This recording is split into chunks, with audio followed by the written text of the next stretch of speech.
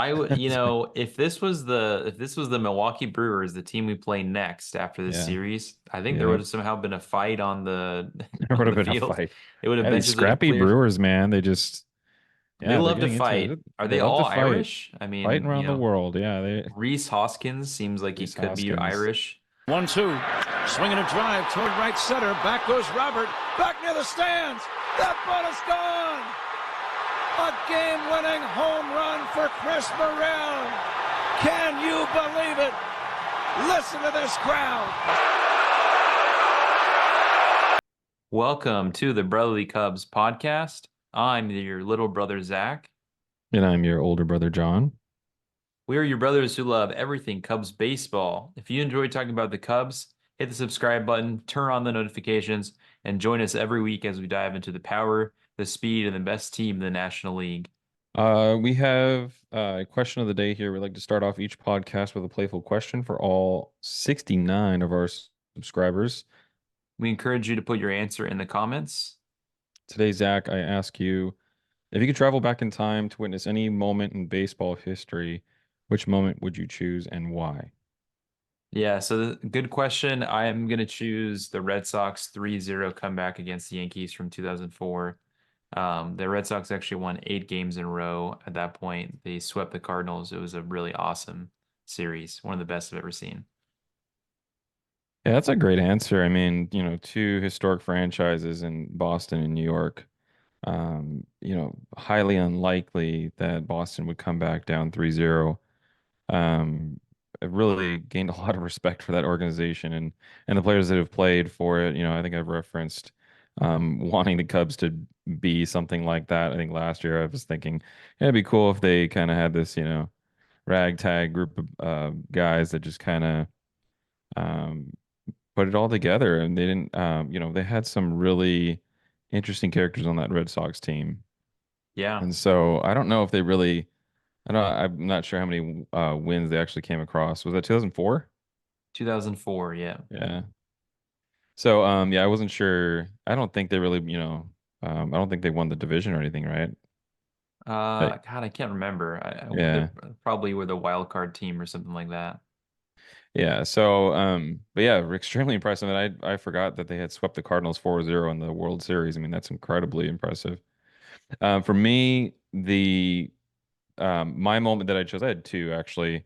One was Jake Arrieta when he threw his no-hitter versus the Dodgers. I mean, to me, it's the Dodgers, so if you're no-hitting the Dodgers, that's awesome.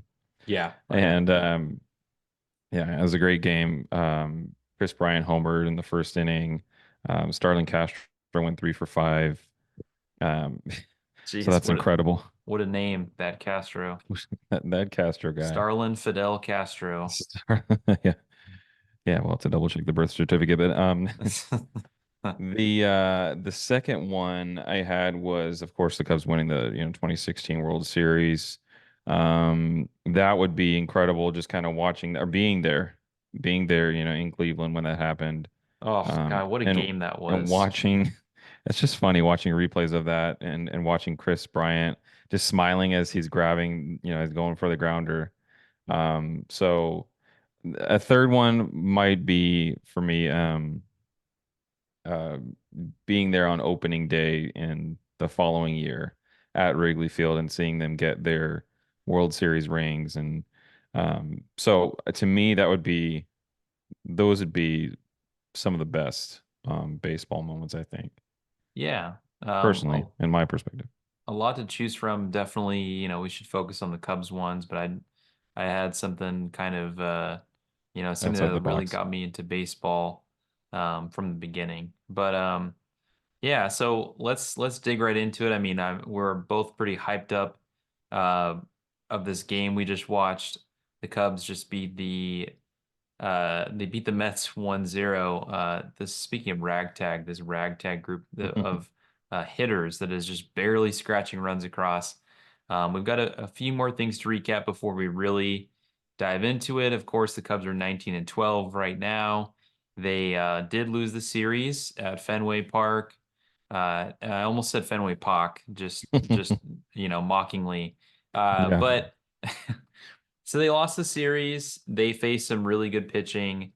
Yeah. I think Cutter Crawford was the first pitcher, and then of course Tanner Houck was really good, really just nasty on all of his pitches. We saw a little bit of that with Luis Severino with the Mets as well, the sinker in on the hands of righties.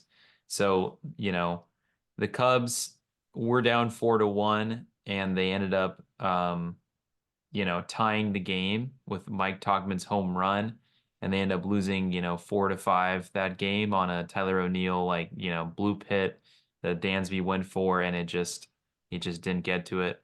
Um, so that was the last game of that series. Obviously, it was fresh in our minds. Hap had to come in on that ball. So that was a heartbreaking one. I know if you look at the pitching in that series, yeah, the Imanaga pitched extremely well. Like sick, we're going to talk about him today as well. But he went into the seventh inning, 5 hits, 1 run, only 1 walk, 7 Ks. He doesn't walk a lot of guys, even though he pitches out of the zone. Very impressive. Wisniewski and Brown both pitched well. The first game, the Cubs won 7-1, so a very comfortable outing. Even though Crawford, I think, had a 1 point something ERA. The second game, I know Brown did pitch well in that game, and I know the bullpen really let him down. And then of course I think they were down 8 or 9 or 10-0, and then Matt Mervis comes into the game to pitch. So it makes sense. You're down by that many runs to just call the game, and of course 7 more runs get across. So he flushed that game, and then of course that game we talked about where Cubs weren't doing anything. Mike Tauchman ties it, 3-run homer, huge at bat for him late in the game, and then of course in the ninth inning, the the Sox go out there and just squeeze a run by basically, almost caught, but of course Jaron Duran is on there at third, and he's going to score on a sac fly at some point, or a ground ball, anything. So it's a tough one there. You lose the series, but as we recap, so far 3 games into this 4-game series with the Mets at the time of recording, let's recap one of the more exciting games of the season. I was yelling at the TV at the end out of excitement. I'm Yeah. surprised I haven't lost my voice. I was just shocked because for the audience, that's, first of all, I think Hector Neris is somehow 5 for 5 in save opportunities. Yeah, it's Uh, miraculous. Incredible. So to recap the ninth inning there, just an insane ninth inning. Neris throws a sinker in on the hands of Pete Alonso, literally on the hands. He hits him. I think there was a strikeout, somewhere else in there, and JD Martinez hits a fly ball that is almost caught by PCA. It's really close. PCA came over, I think it's 102 off the bat. So it hits just a rocket to right field. PCA has to cover a lot of ground, gets his glove on it. And because he got his glove on it, Pete Alonso was not able to score the tying run from first on that double. If it's a gapper and no one can get to it, I think maybe he scores, although Pete Alonso is not very fast. So it becomes runners on second and third, 1 out. Jeff McNeil comes to the plate, high fastball. He slaps the ball the other way. Kind of saw a foul ball earlier in that sequence where he's just slapping at it. You can tell he's just trying to get the bat on the ball. Hits it to Hap. The ball kind of trails down on the left field line, the catch. And honestly, I was surprised it was a cutoff play. I thought he didn't have enough on it, and then the run's going to score. And then I realized Madrigal's cutting it off, and makes a great play to Amaya. They have to, apparently he's out. They have the Mets challenge the play. There's 2 rulings in the field they have to overcome. One is Amaya blocking the plate, and 2, in order to overturn a challenge, you have to have inconclusive evidence that the runner's safe. And when you look at the replay, Pete Alonso slides his hand in, and he is on time to get his hand in before the tag. However, when he slides his hand in, normally you're supposed to slide it across the ground. His hand pops up even though he's on time. Amaya, they said he wasn't blocking the plate, even though it looked kind of like he was close. Amaya's knee, his thigh gets in there over the hand of Alonso and makes the tag before Alonso's able to put his hand back down. And kind of an insane call on the field and the challenge and everything. It took a while for that call to be finalized, and they showed Jeff McNeil in the dugout just beside himself and also probably confused because the way He's they very confused. Yeah, the presented the call was not great. it was hilarious because yeah, the way that they presented the call was he blocked the plate, Yeah, they said blocking's confirmed, and blocking's confirmed, and so Jeff McNeil was completely elated and just euphoric or whatever the word would be for that. And he just yeah, was yeah. that was And then he keeps talking like the guy in the mic or the umpire was yeah. He should have just just said runner safe at that point, so right? confusing. It's frustrating because it took so long. And then Boog, I think, was mentioning this on the broadcast for Marquee. The longer this goes, the better Yes, it is. The better it is in favor for the Cubs. It's going to be an I out call. You have I to, had like you said, Zach. You have to overturn, the call that was on the field. yep. And so I thought for sure he was in. You look at his hand, but then yeah, it did pop up. But yeah, that was pretty funny watching. Well, the one of the Mets coaches, I don't know what his role was, but he was talking to Jeff McNeil, and this, as he's talking to Jeff McNeil, he's just kind of Jeff is burying his face in his hands, like great, Yeah, like he already knew. He's like giving him like the spiel about well, if you tag the runner, they're out, and then you if got to mentally prepare him but for then if he that touches the letdown. plate, he's safe. I would, if this was the Milwaukee Brewers, the team we play next after this Yeah, series, I think there would yeah. have somehow been a fight on the There on would have the been a field. fight. It would have Yeah, these benches would have scrappy cleared. Brewers, man. They just, They yeah, they're love to getting into fight. it. Are They they love to all fight, Irish? I fighting mean, around the world. Yeah, they Reese Hoskins seems like he Reese could be Hoskins. Irish. Yeah, who's this Uh, Reese Hoskins guy? He just all of a sudden he's just a complete a-hole.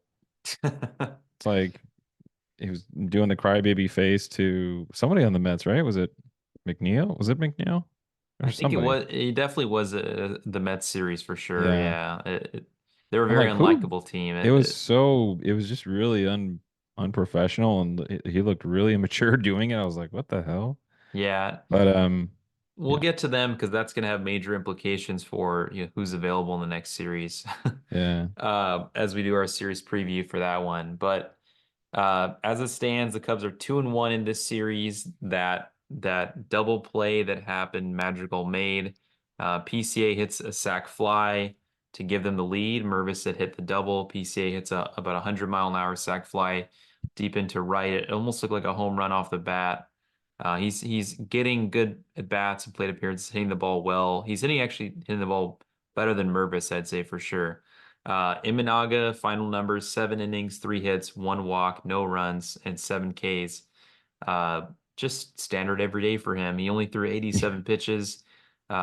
He's averaging like 12 pitches per inning today. Kind of insane. And at .78 ERA, I think he's the official ace of this staff until Steele comes back. I think we did forget to update the injuries here on our show notes, but Justin Steele made a rehab appearance with Iowa today. A Hmm. few innings, 60 pitches, some strikeouts, apparently some softer contact. I saw the fastball was down a little bit, but I know this pitching staff and really the bullpen is looking for their ace back. So it sounds like if everything goes well tomorrow, he's going to make it to Chicago and then he's going to make his next start on Monday against the San Diego Padres. So that's going to be really good for this staff to get him back. And it sounds like Bellinger is coming along pretty well. Hmm. And he's probably even ahead of Seiya. And Seiya's just getting some swings in. So, Yeah, the guys are going to get back here this month. And so that'll be really huge. yeah, Um, just had to make sure the audience knew that we didn't forget about all the injuries that have plagued us. And that's what makes this win so special and guaranteeing a series tie here. Going in, Severino, who was the pitcher's first name? I know it was like Buteau or something. Was it yeah. Jose? Yeah, Jose Buto. Okay. Someone said earlier on Twitter, it's a shame Javier Assad didn't play pitch against Buteau. Yeah, Uh, so it looks like Butto. So Butto, like, yeah, yeah, Assman and Butto would have been an incredible, that would have been a meme worthy, yeah, matchup there. Assad, So, Assad, and Butto. uh, so the Cubs lost game two, 4-1. That was yeah, mainly, our concern is with the bullpen. It was a 1-1 game. Right. Alzolay gives up a 3-run homer to DJ Stewart, who's not a power hitter, or is No. not some kind of like, it's not Pete He Alonso, right?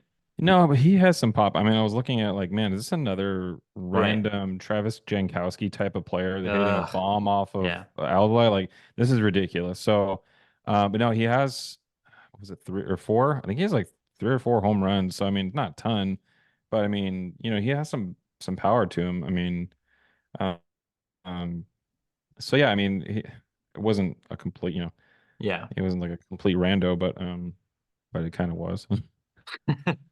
Sorry, the score final score is 4-2, but yeah, the Or two. main break, the Yeah, main they key scored a run, I moment. think, in the ninth or something. Yeah, kind of like a false comeback there. So Big the comeback uh, run. the 3-run homer there, I know there was an error by Dansby that would have gotten them Yeah. out of the inning. So I guess the runs are unearned technically, but he still gave up the homer. It's still, one of those things where they were trying to, and it actually that happened in the sixth inning. So we had an opportunity to score. And the theme here is the Cubs have really been struggling to score runs since their main hitters have been out. Assad pitched very well. He did not get to pitch in the sixth inning, even though he was only at 78 pitches. I don't understand that. The bullpen is still Hmm. kind of taxed, and they're in the middle of this, 16 games, 16 days type thing. But uh, all's well that ends well this series. The Cubs uh, obviously a thrilling game one victory with Morel's 2-run bomb against Edwin Diaz. Just an insane Yeah. game one that was. Dansby with a little bloop hit, soft contact breaks up the no hitter. They got runners on. They had to ground into force out, breaks up the double play with Mervis. Then Nick Madrigal pinch hits, breaks up the double play again to tie the game 1-1. And then, of course, Tachman clutch gets the double against Diaz and Morel, the 2-run homer to give us the lead. Tyone was fantastic in that one. So you're seeing a theme here, right, John? The Yeah. starting pitching is not the problem. No. It is so dang good. I can't even fathom like how ridiculously good it is when Steele gets back. This rotation is so much better than I thought it was going to be. Yeah. Um, I Tyone has agree. Tyone has just gotten back and he's already didn't really strike anybody out. That made me a little concerned, but he threw a first pitch strike to like 80% of the hitters. Um, and God, what else? Really just Hector Neris gets another save. He walked two guys.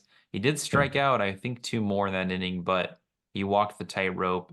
And now the Cubs will guarantee themselves a series tie going for the series win tomorrow, with Ben Brown facing off against Adrian Hauser, who's not having a good year. Um, so, any thoughts on sort of how the Cubs have done recently? I mean, we're 19-12. I think they've won 6 out of their last 8, I'm pretty sure. Yeah. Um, It's the Boston series, just to kind of go back to what you're talking about, was disappointing. I mean, yeah, you want to take the series if you can. On the road, it can be difficult, especially that green monster. But yeah. Alzolay just keeps struggling. But then, I think they find a way to bounce back. Um, so that's what's important. I think, that Yes. Morel homer, that was big for him to kind of break out of his slump a little bit. He really hasn't been hitting. Dansby really hasn't been hitting. So that kind of blew, and his defense has been kind of shoddy. So, every little victory that we can take right now with everybody that's injured is, we'll take it. I was just reading this stat real quick from uh Sports Illustrated, one of their writers. That's a quote, but anyways, says through 11 games or 10 innings pitched, Hector Neris has walked 11 um, more. So he's walked more batters, which was 11. He has 11 walks. Then he's struck out, which is 10. So he's walking more than he's striking out, which is really concerning. I mean, I'm Um, not surprised. yeah, exactly. And he hit a guy. What was it? Alonso? He hit Alonso, Pete Alonso today. Yeah. It's like bottom of the ninth, and he hits a guy. For the season, he has the second worst walk rate in baseball at 23.9% among all Yeah. qualified relievers. So that's concerning. I mean, he does have he's 5 for 5 in save opportunities. I think he's really lucky though. Honestly, I think a lot of this is he's got great defense. I mean, think about that. If Hap doesn't make that play, that's a blown save, That's a right? blown save. Yeah. Yeah, And so honestly, though, too, there's another thing is that I'm not going to say it evens out, but PCA almost made that catch. yeah, That I kind of, I it mean, hit off the glove. I mean, it's it not hit like off the he, glove, and so it's like I kind of got mad, thinking, man, he should have made that play. He's right there. It's one thing if you dive and you don't make I it, think but he had to jump for it and hit the yeah, wall, and it it was was hit just an 102 awkward. miles an hour. Yeah. I mean, Yeah, when you told me the stats on that, I was like, okay, if a ball is if hammered 102 miles an hour off the bat, I mean, if yeah, he can it's just going pitch, quick. if you're pitching a little bit better and it's hit a little bit softer, it's not like a rocket Yeah, out to the gap, then he'll yeah. probably get there. I mean, he's a really good fielder. But I if think he he's gonna does, go ahead. Sorry. and say if he does make that play, it sort of changes the inning because then it's 2 outs and a runner on first and not a Right. power hitter up at the bottom of the order, and you still probably win that game without any drama. But you're right. I mean, there is a lot of luck baked into that, his stats. Yeah. I think they're just winning. They're fortunate to be what half a game. We were in first place for like what a day. Yeah, I And mean, now I'm we're not having. I'm every not worried too much about standings right now. I mean, come June, when people are healthy and they're back, hopefully we'll have, maybe 4 or 5, probably closer to like 4 guys that are on the injured list right now back. Steele's going to be back by June, obviously. Steele's back in 5 days, Yeah, actually. 5 days. So not even June, but I was just thinking like in this, In the next after month, like, yeah. next month or so. So yeah, obviously we'll be back. Merriweather. I don't know about. Oh no, Merriweather will be. His is longer, yeah. I mean, his Yeah, is it could be June. I think Wicks is kind of a wild card. I don't know. He should yeah, have gotten imaging. If he didn't get imaging, that might be a good sign that they're just really letting him calm down. For Jordan Wicks. So still need an update on him. Obviously, they thought that could be a minimum, just the minimum stay, the 15 days. So if he stays the 15 days, I mean, he's probably back like, in 8 or 9 days. But with Steele coming back, even the rotation with Steele, Minaga, Tyone, Assad, and let's say Ben Brown can move Wesneski into the long relief, and eventually you can move once you get Drew Smyly. They also have Drew Smyly on the injured list. right. So it's I think another thing too is a guy like Colton Brewer is out of options. So when he gets sent down, he will be DFA'd, and so Yeah, that will open up a sort of like a 40-man roster spot. Could be for a guy like CJ Edwards. Maybe that's the next call. The Cubs are really, they're really struggling to get consistency out of the bullpen. Even if you look at, you said Neris was, he's over 20% walk, right?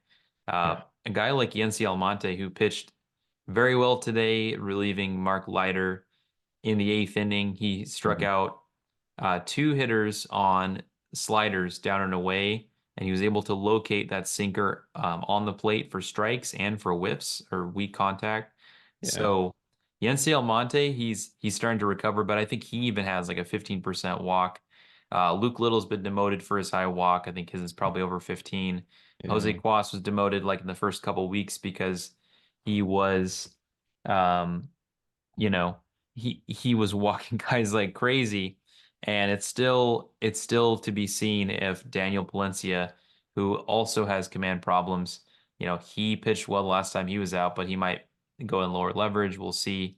But there's just such a mixed bag with the bullpen right now. And I feel like yeah, they're going to determine a lot of these games, yeah, especially if the offense can't get it going. I mean, if the offense can't get it going, you're going to run into these high drama situations where you need to trust your guys. And I'm not sure if Neris at this point is going to be your closer.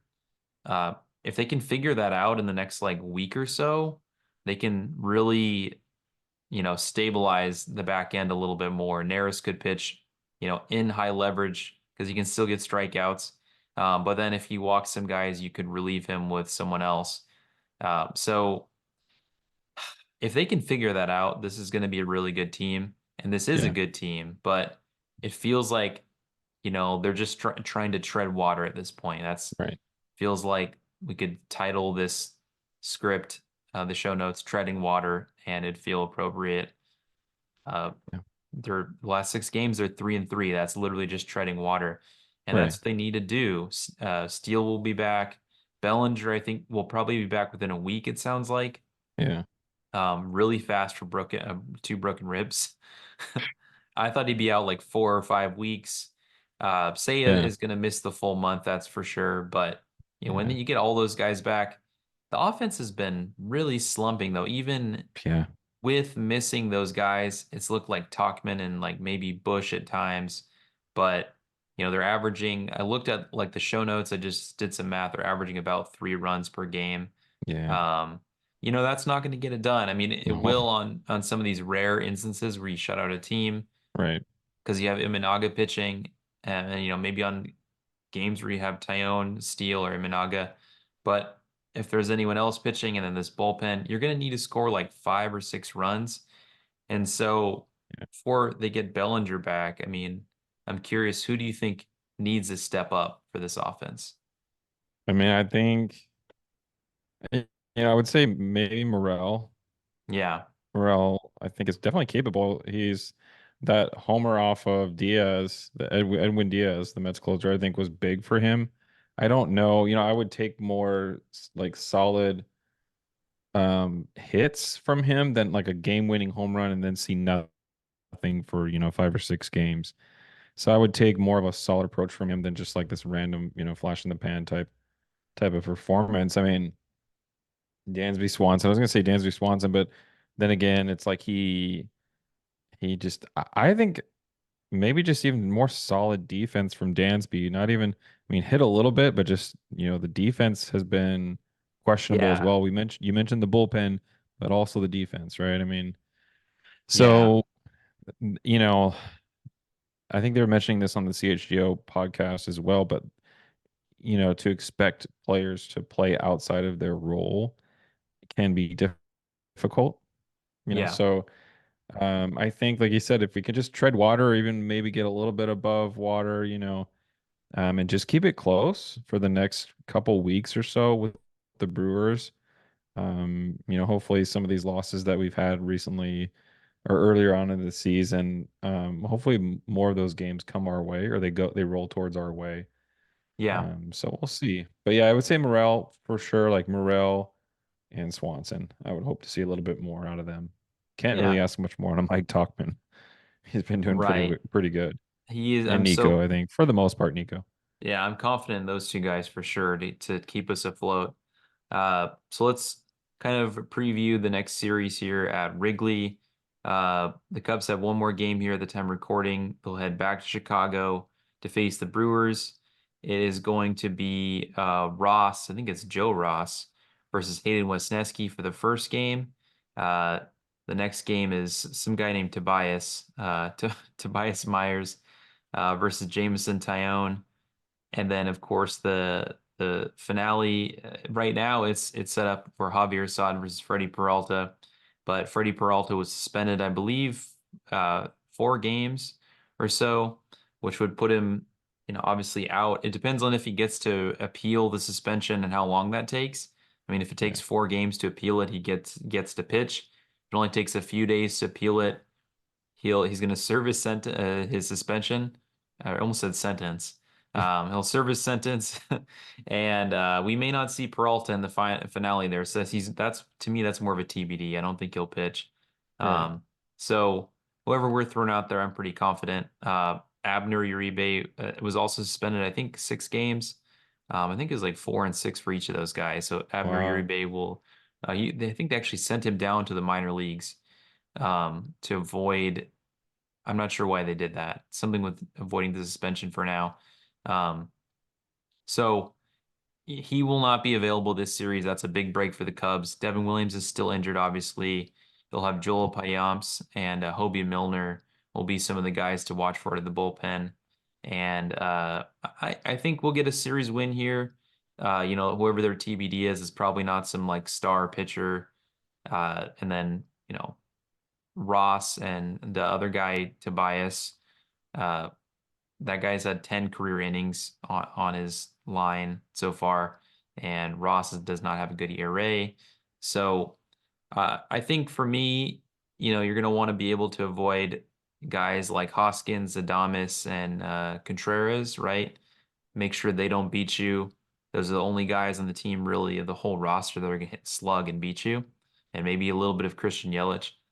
And then really, if you look at the pitching matchup that we have, should be favored at almost all of them, unless Peralta magically pitches. Can't see how he would. So get to the bullpen early, get some runs on the board, and don't let their bullpen face off against you. That'll be crucial, I think. And then just to wrap us up here, we have some audience feedback. Shout out to our listener, Craig Allen. He reached out to us and said, the greatest sports franchise, the most loyal fans on earth. My first season watching was 1969, and I've been hooked ever since. Thanks for sharing, Craig. Yeah, that was an interesting year with the Black Cat and all the curses that follow. Another listener, Kenny Adler, said, when talking about the team, absolutely, we have some good depth and a pretty damn solid roster. Let's go Cubs. So we're starting to get a lot of good comments here on Facebook and YouTube. So if you have any other interesting topics, please let us know. And that is all the time we have for today. Thanks for joining us on the Brotherly Cubs podcast. Hit the subscribe button, turn on the notifications, or join the conversation with us on Twitter at Brotherly Cubs or Spotify and Apple Podcasts. And I'm your big brother, John. And I'm your little brother, Zach. And we will see you next week as we recap the 3-game set. As we recap the Mets series here. And we recap as well the Brewers series as well. Until next time, thanks for tuning into the pod, and we will catch you later. Peace. Listen to this crowd.